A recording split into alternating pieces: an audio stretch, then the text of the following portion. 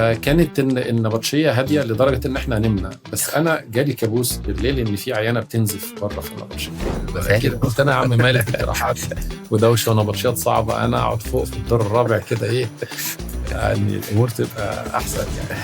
فمصطفى ما شاء الله يعني ايه يعني اكثر لباقه مني، استطاع انه يقنع قسم المسالك ان ايه ان هو يعني ما جابتوش ولا فادوا له بروميس هو ان هو ايه خلاص انت تبقى معانا. زائد برضه ان هي مهما قرت ولا دخلت على شات جي بي تي مش هتقدر توصل لخبره الطبيب.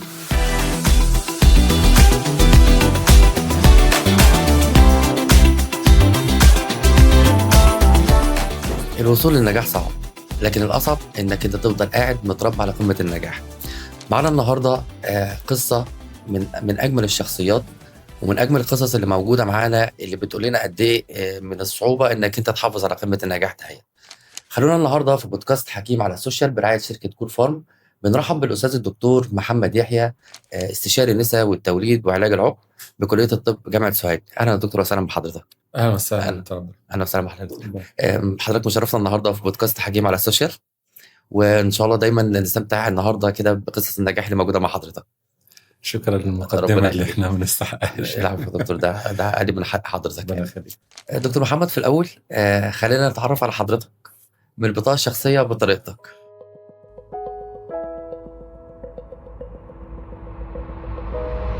طيب أنا من مواليد طهطا، تحديدا ساحل طهطا، مواليد نوفمبر 73، وده يمكن الشهر اللي احنا اللي احنا اتولدنا فيه يعني، وده بالمصادفة يعني جه البودكاست فيه. وأنا يمكن التحقت في المدارس في طهطا، بنت النيل الابتدائية وكامل مرسي الإعدادية ورفاعة الثانوية، اللي أنا بفخر فيهم وبفخر بأساتذتي كلهم اللي علموني في الفترة ديت. وبعد كده أنا رحت طب أسيوط في دراستي، أخدت أول 3 سنين هناك. وبعد كده لما فتحت طب سوهاج كنت أنا ثالث دفعة نيجي هنا بعد دفعة الدكتور حاتم عمار ودفعة الدكتور الأحمدي حمد السمان. كنا احنا ثالث دفعة يعني في سوهاج، كملنا لحد التخرج في 97. ما شاء الله. طب دكتور محمد، خليني أسأل حضرتك ايه أول لحظة حضرتك حسيت إنك أنت عايز تبقى دكتور؟ هو في يعني أنا أعتقد إن معظم طلاب الثانوية العامة في زمن يعني كانوا حاطين كلية الطب كإيه كهدف، إني يعني يعتبر يعني أحسن كلية والمتفوقين كلهم بيدخلوا كلية طب، فبيحاولوا بقدر الإمكان إن هم يبقوا يعني دكاترة، أو أهلهم عاوزين كده، حاسين إن الولد متميز فأنسب ليه إن هو يدخل كلية الطب، بالرغم إن يعني ممكن يبقى فيه إنسان متميز وما يدخلش كلية الطب، يعني يبقى ينجح في أماكن تانية. طب هل دي كانت رغبة حضرتك ولا كانت رغبة البيت عند حضرتك؟ الاثنين بصراحة يعني. الواحد برضو يعني زي ما بقول لحضرتك يعني إيه، هي في فترة زمنية كده بتبقى في زي توجه عام لطائفة من الناس. صحيح. طالب الثانوية العامة بينظر لكلية الطب، وأعتقد برضو ممكن يبقى لحد دلوقتي لحد كبير معظم الناس بتحب ان هي تلتحق بكليه الطب على اساس ان هي ليها الوضع بتاعها والبرستيج بتاعها. صحيح. طب يا دكتور محمد، لو رجع بحضرتك الزمن تاني هتختار نفس الطريق اللي حضرتك مشيته ده وليه؟ بصراحه ايوه، انا لو رجع بيا الزمن تاني هختار ان انا ادخل الكليه ديت، لان الكليه برضو فيها جانب انساني، غير ان هي يعني الحمد لله رب العالمين، ربنا موفقنا كتير جدا يعني، وفضله علينا كبير في الكلية من ناحية الوضع الاجتماعي والوضع المالي، لكن هي في جزء إنساني يعني. في جزء كبير جدا من حبنا للطب هي الرغبة في مساعدة الآخرين وتخفيف ألمهم، أو نوصل بيهم لهدفهم أو لطلبهم. صحيح. فأعتقد أن أنا لو رجع بيها الزمن تاني أنا هختار برضه نفس التخصص. طب يا دكتور محمد، خليني أعرف من حضرتك، يعني حضرتك أكيد مريت بمراحل كتير كان فيها عقبات، فحابب أعرف من حضرتك إيه أكتر حاجة واجهت حضرتك في خلال مسيرة حضرتك وحضرتك قدرت إنك أنت تتخطاها يعني وتتعداها؟ طبعا هو كل مرحلة فيها صعوبات أكيد. لو احنا نتكلم في على مستوى الدراسة يعني في الكلية، كان في سنوات صعبة زي أنا فاكر سنة 3 طب وسنة 6 طب. سنة 3 لأن كان معظم الحاجات التقيلة، الفارما والباثولوجي والبكتيريولوجي ويعني مواد تقيلة جدا في فترة زمنية قصيرة. صحيح. في سنة 6 إحنا كان عندنا برضه نظام 6 سنين وسنة امتياز، ففي سنة 6 كانت الباطنة والجراحة مع بعض، وهما الاتنين برضه حاجات تقيلة جدا يعني، وتخصصات كلها متشعبة وكبيرة وصعبة. فكان في فترة الدراسة سنة 3 وسنة 6 يعني دول كانوا أصعب سنتين. كانوا أصعب سنوات الدراسة يعني. وبعد كده لما نيجي إحنا بنتكلم مع كل نقلة يعني من نقلة لنقلة، من وأنت معيد تتنقل عشان تبقى مدرس مساعد، ديت بتحتاج مثلا ان انت تعدي عقبة الماجستير. صحيح. في الماجستير في شوية صعوبات شوية، ان انت وانت نايب، ومعظم النوابنا دلوقتي بيعانوا من نفس القصة، ان اللي مطلوب منهم اكتر بكتير جدا من اليوم. يعني اليوم محتاج فيه النايب 24 ساعة 24 ساعة انه شغال، فالمفروض برضه انه يذاكر ويستعد للامتحان. فديت بتبقى عقبة. وبعد كده الدكتوراه ديت برضه يعني تعتبر عقبة أكبر قصة شوية، لوحدها تاني.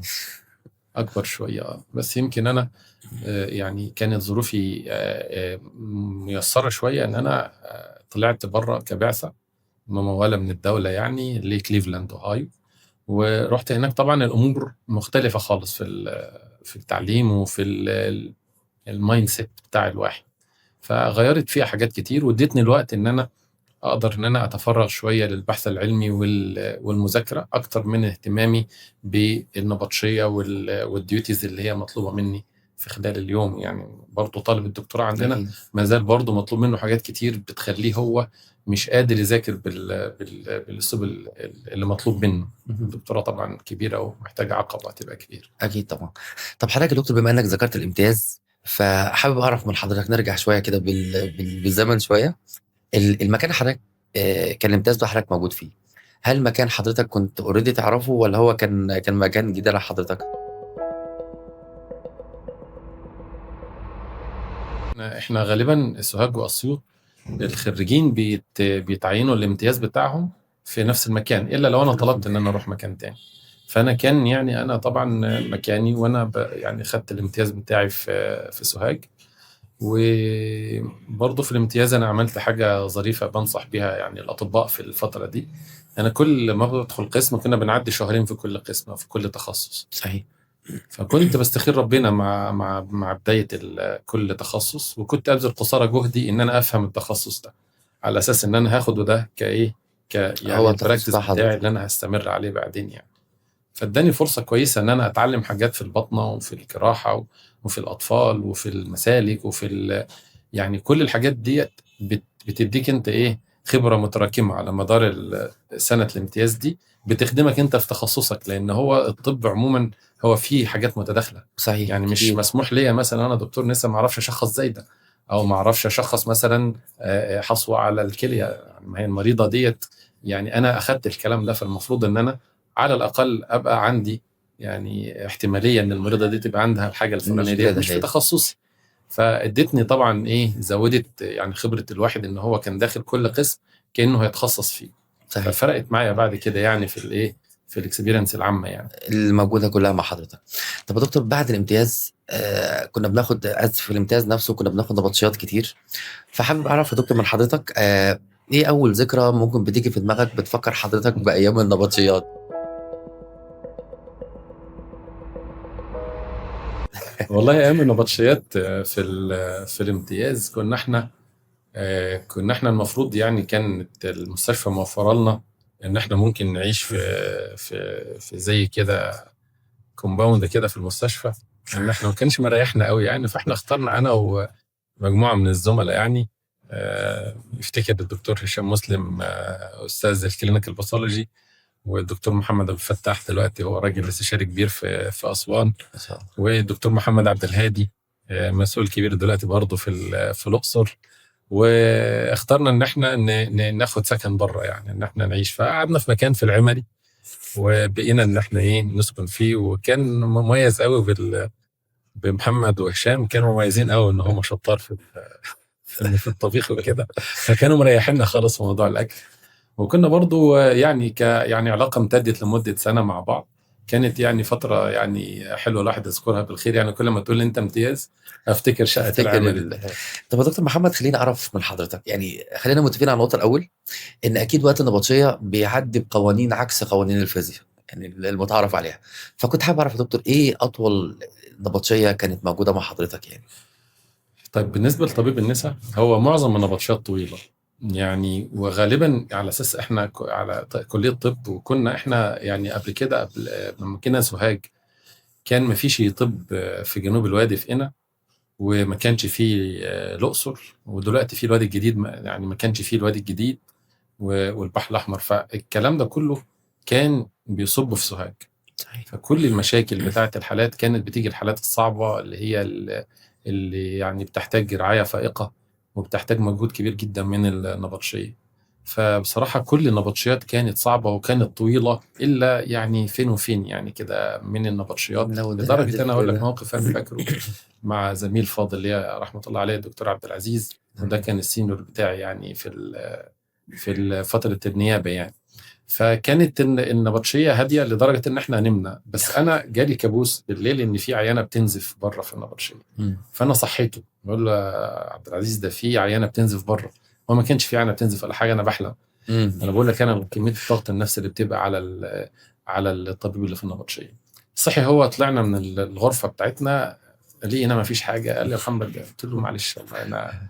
فهو كل نبطشيات كانت يعني طويله وصعبه، ومعظمها اللي كانت حالات النزيف، وحالات اللي هي ست اللي هي جايه تولد وتنزف، ديت اخطر حاجه واكتر حاجه مزعجه بالنسبه لنا.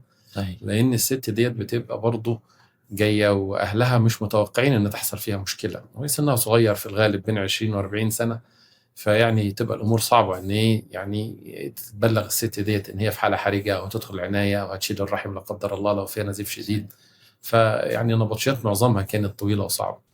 كان الله في العون دايما يا دكتور محمد. انا عارف طبعا يا دكتور التدرج في المناصب اكيد كل فيه منصب بيبقى له المسؤوليه بتاعته، بيبقى له الصعوبات بتاعته. فكنت حابب اعرف من حضرتك يا دكتور ايه الموقف اللي خلى حضرتك مثلا تقول انا ايه اللي خلاني اجي المنصب ده خلاني امسك المنصب؟ هو يمكن لحد دلوقتي المناصب الاداريه ما يعني لم اكلف بشيء اداري يعني كبير يعني، وانا بشفق والله على اي حد يتولى منصب اداري، لان المناصب الاداريه برضو يعني هي تكليف مش تشريف. صحيح. فهو تكليف بصعوبات جمة يعني، في ظل برضو يعني احنا مش زي برضو يعني، احنا في الصعيد برضو مش بنبقى زي القاهرة، مش كل حاجة احنا بنطلبها مجابة يعني. فاللي بياخد منصب إداري سواء رئيس قسم أو عميد كلية أو رئيس جامعة أو نايب أو وكيل، بيبقى محطوط عليه جامد يعني من ناحية المناصب الإدارية. لكن أنا يعني يمكن المنصب الإداري في شغلي في الجامعة ما فيش. يمكن المنصب اللي اعتبره منصب إداري حقيقي يعني هو منصبي في معهد أورام سوهاج، إن أنا مسؤول وحدة الخصوبة في المعهد. بتتعرض عليا كل الحالات اللي هتتعرض للعلاج الكيماوي أو الإشعاعي، إن إحنا نشوف هل ليها فرصة للخصوبة قبل ما تبتدي العلاجات ديت ولا لا. طيب خلينا يا دكتور محمد ننقل مع حضرتك فقرة تانية، فقرة لو لم أكن لوددت.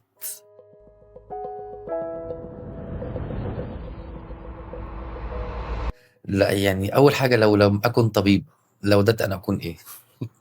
من زمان أنا يعني ليه عشق يعني، أو متخيل نفسي في لحظة من اللحظات دايما الواحد في سن صغيرة يعني، معظم الناس يا إما تختار إن هي تبقى ضباط أو طيارين يعني. فأنا كنت حابب إن أنا لحد ما إن أنا أبقى شوية في الطيران يعني. فلو أنا لو كان عندي اوبشن يعني ده وده كان يعني اسمح لي كنت اتمنى ان انا ابقى كده. وبرضه الطيار يعني قد يحتاج برضه شيء من المهاره كده، ممكن ما تبقاش متوفره فيا، بس ده الحاجه اللي انا كده يعني كان حلم من احلام حضرتك، حضرتك، كان حلم من الاحلام يعني الواحد يبقى كده يعني.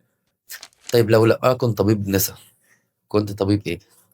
هو دي برضه قصه طبيب النساء ليها قصه معايا انا في التخصص يعني. ان انا كنت واخد في البدايه الخاصه بتاعتي كانت مسالك يعني. انا بختار من ضمن، احنا عندنا في الكليه حاجات عامه، البطنه، الجراحه، النساء والتوليد، الاطفال، دولت حاجات عامه لازم كلنا نعدي عليهم.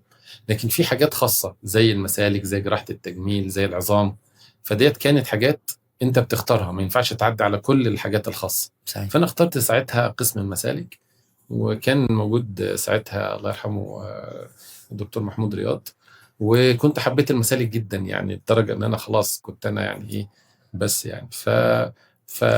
في نهايه التخصص لقيت الموضوع يعني صعب شويه، وكان زميلي الدكتور مصطفى عاشر هو طبيب اطفال دلوقتي، انتوا عارفين استاذ الاطفال، فكان هو خد التخصص ده قبلي وكان هو بعد في الترتيب بالنسبه للترتيب على الدفعه يعني.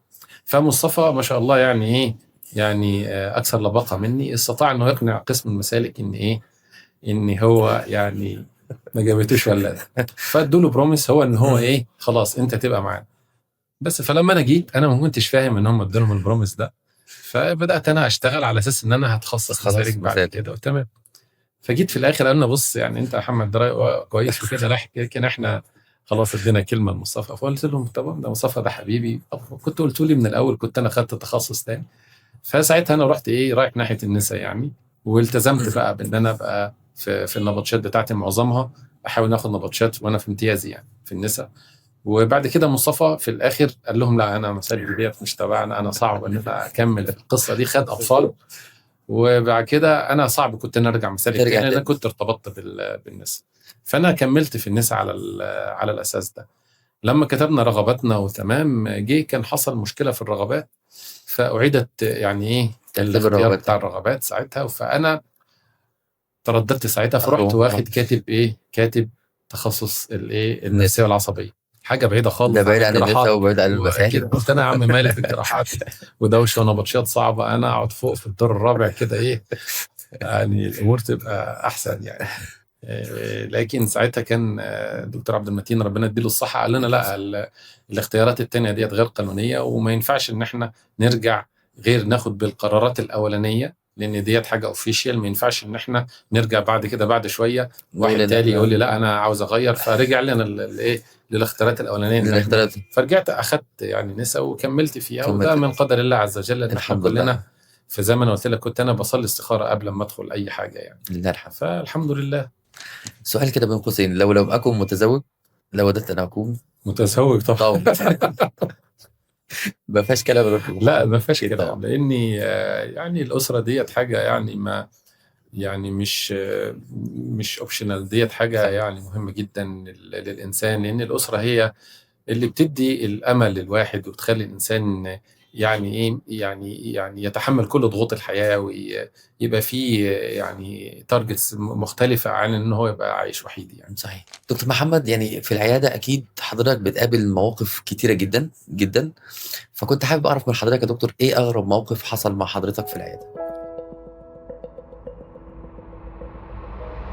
في العياده طبعا مواقف العياده ديت لا تنتهي، لو قعدنا نحكي عليها مش هيكفي اليوم بطوله يعني. واعتقد اني يعني من ضمن المواقف اللي انا ما يعني لا انساها خالص في العياده، كانت مريضه جايه يعني عندها تاخر انجاب، وبالتحليل والفحوصات كان عندها ضعف شديد في المخزون بتاع المبيض، وكان عندها كيس برضو على المبيض. فانا كتبت لها يعني من ضمن العلاجات اللي ممكن نكتبها كده يعني علاج هرموني يعني عشان ننشف الكيس ده، بس معروف ان العلاجات الهرمونيه دي ممكن تبقى سبب برضو ان هي تمنع الحمل في الفتره اللي الست بتاخد فيها العلاجات دي. يعني الست كانت صابره كده ومتوكله على الله في امورها. ففوجئت ان هي باتصال بتقول لي يا دكتور، انا كنت بجهزها برضو الحقن بجهالي، فبتقول لي الدوره ما نزلتش بعد نهايه العلاج وكده. قلت لها طب استني يومين ثلاثه وان شاء الله هتنزل. برضو يومين ثلاثه كلمتني بتقول لي لا ده انا الدوره ما نزلتش. قلت لها طب تعالي ما دام عايزه اشوف. شفتها فوجئت ان هي حامل، وحامل كمان والنبض ظهر في البيبي. فاستغربت، انا بقول لها انت حامل، ده انا بدي لك حاجه تمنع الحمل اساسا وانت المخزون بتاعك ضعيف وكده. فده اتعلمك برضه ان ايه، ان ربنا عز وجل برضه في موضوع الهبه ديت يعني يهب لمن يشاء ديت فعلا متحققه، والواحد لمسها يعني وشافها رأي العين يعني يقينا، يعني ان الله عز وجل لما بيهب شيء ما فيش اي عوائق ضد هذا الشيء، سواء مخزون مبيض قليل، سواء ست عندها مثلا التصاقات، راجل الحيوانات المنويه بتاعته وحشه. فلا قدره الله عز وجل فوق كل شيء. ونعم بالله.